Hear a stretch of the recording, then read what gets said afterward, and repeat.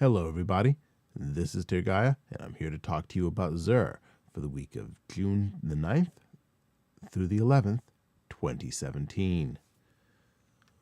Xur is in the tower by the Vanguard.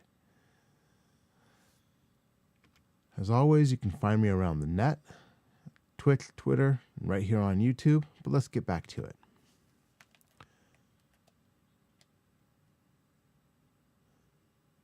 This week, Xur has the Legacy Special Weapon Engram. As always, this is a Year 1 item at Year 1 power levels. So that is a maximum of 170 light. Moving on, for the Titan, we have the Empyrean Bellicose helmet, which grants you effectively Angel of Light for the Titan. So when you aim down sights, it holds you in place in the air. This is mostly a novelty item for PvPers looking to mix it up, and of course for collectors. This week's roll is 101 out of a possible 111, which is 89%. It's not Tier 12 capable. Moving on, for the Hunter, we have the Crest of Alpha Lupi, which is a really good utility chest armor. Gets you a little bit more orbs, and it lets you revive and be revived faster. Mostly people pick this up for revive-enabled Crucible playlists like Trials, Skirmish. This week's roll is yellow.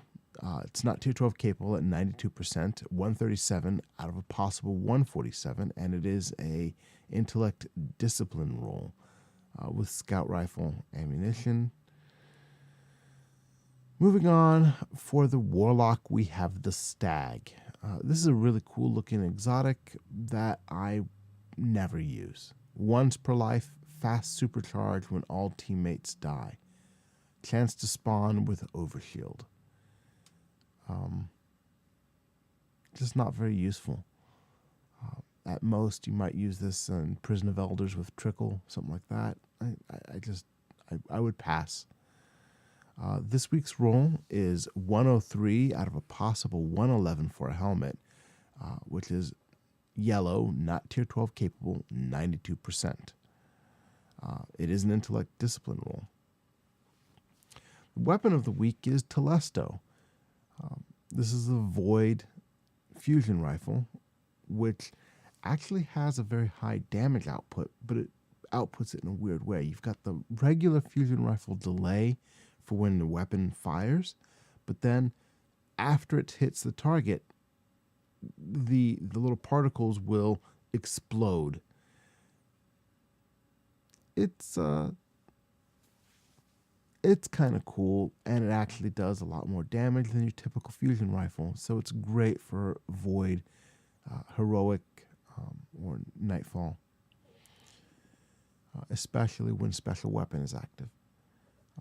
I don't use it very much, even though it's a very good-looking exotic and has some utility. Moving on, we have the weapon bundles this week. Once again, we have Monte Carlo and SuperSpy, and Red Death, this time with White Witch.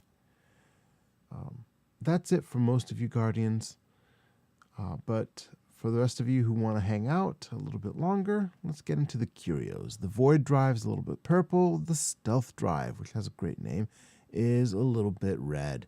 And these change the contrail color of blue quality sparrows, as well as upgrading them to stats which match approximately the SRL sparrows we got in Year 3. Moving on, we have heavy ammo synthesis. One strange coin for 3 heavy ammo synths, or 3 strange coins for 10 heavy ammo synths. Moving on, we have 3 of coins, which can be purchased for the price of 7 strange coins for 5 3 of coins. Always a mouthful there. And glass needles. You pay all that stuff, you get the ability to reroll the abilities and secondary perks for these exotic armor items. Lastly, we come to the material exchange. Motes of light, don't do it. It's a bad deal always. Go play the game, you'll get more motes. And exotic shard. Great for beginners, not so good once you hit the mid-end game for most players. That is going to do it for me, Guardians. I hope this helped some of you. As always, you can find me on Twitch, on Twitter, or right here on YouTube. Thank you once again for watching, and I will see you Starside.